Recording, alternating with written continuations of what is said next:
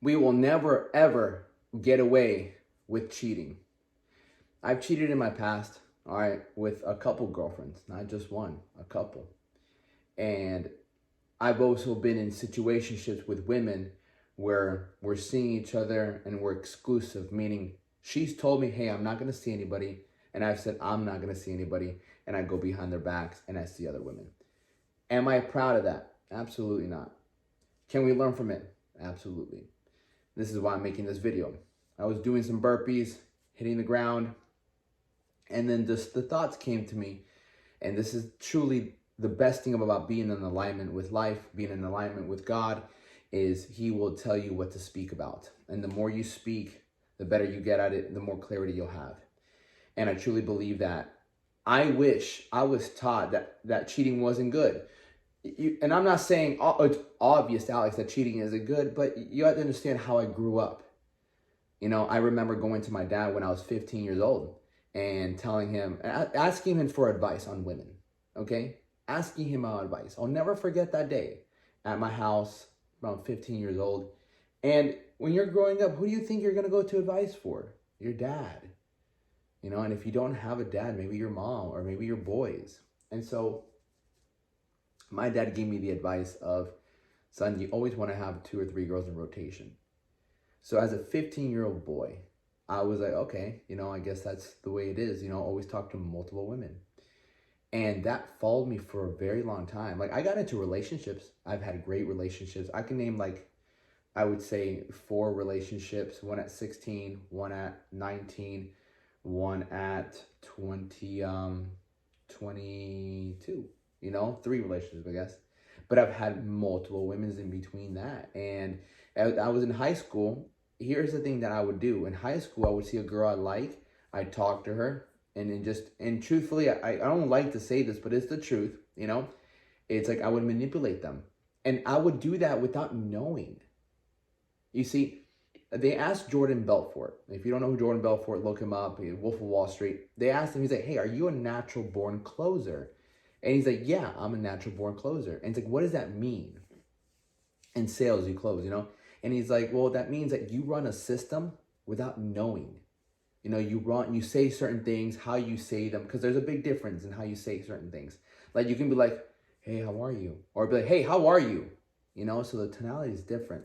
And that's where charismatic comes in. I'm very charismatic, and I got that from my father. My father was always the life of the party. Hey, how you doing? Da-da-da-da-da, what's up? You know, and that's how I've been too, you know, like, add lifting into that, add getting a better body, add that, you know, charismatic, better body, confidence. So I became really good. I just became suave. Finesse. But it became sort of like a superpower. And I didn't use it for good. You know, I used it to finesse women into getting what I wanted. You know, and a lot of girls that I was with, they wanted relationships, you know. And the worst thing that I did was I gave them hope. I gave them hope that there was going to be a relationship. I'll never forget, there was one time I was trying to sleep with this girl. I'll never forget her name. I don't want to say her name, but let's call her just, I don't know, let's call her, I don't want to use Jamie. Jamie's a really good name. Let's just say Jamie, all right? And I'll never forget, she came over to my house, and the crazy thing is, I would bring these girls to my house after school because my mom and dad were still at work. So we got out like at 2:48, and this is during high school. And I bring them back home, and they'd be in my room. And so I'll never forget this girl. She's like, hey, like, I want to date you, da-da-da-da-da. I'll never forget signing, Alex, I'll never forget signing a fake contract. What a dickhead.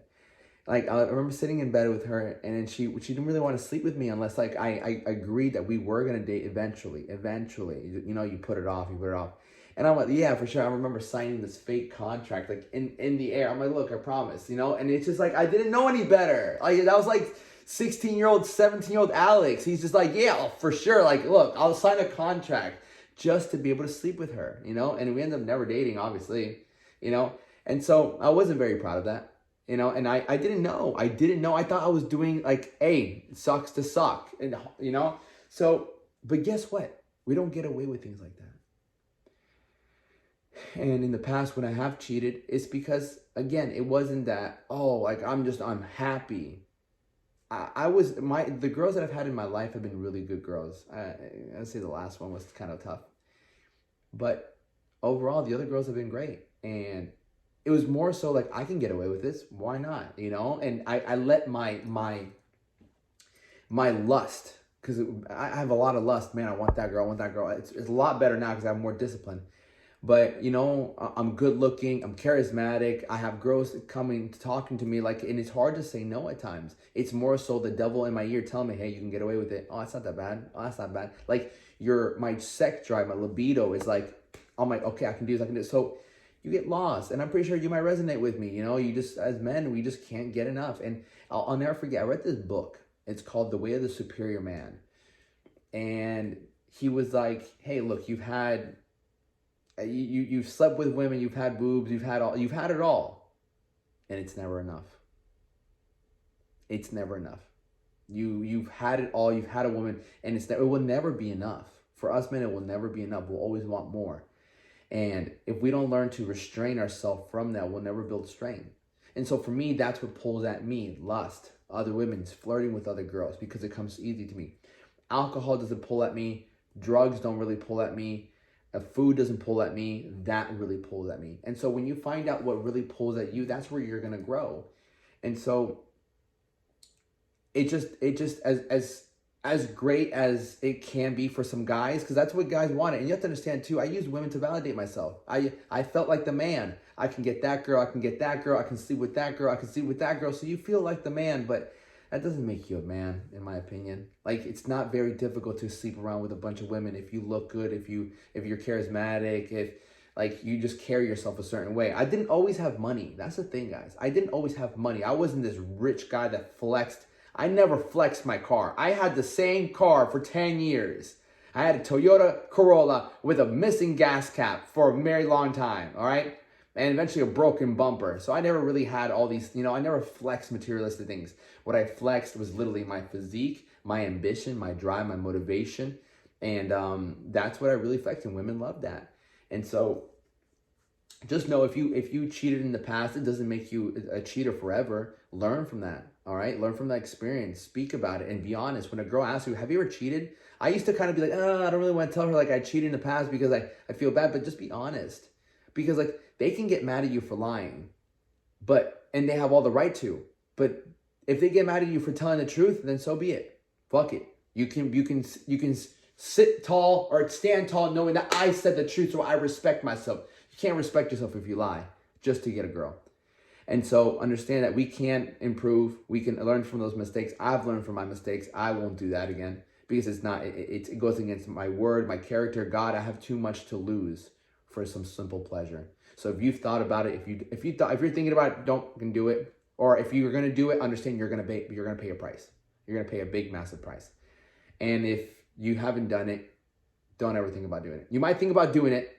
It will happen to your mind. You'll think about doing it, but don't act on it, because that's the devil telling you you can get away with it. Listen to God and do what's right. All right? So don't do it. And if you've done it, forgive yourself, move forward, learn from it. Thank you.